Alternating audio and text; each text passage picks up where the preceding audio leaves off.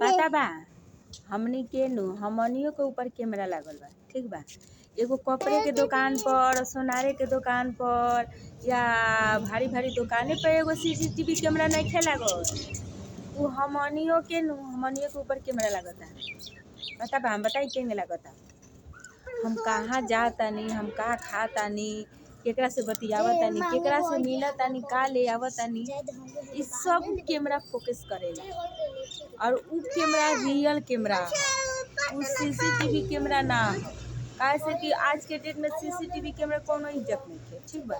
लेकिन जौन हमनी के ऊपर जौन कैमरा लागल बा ऊपर बड़ी इज्जत बा।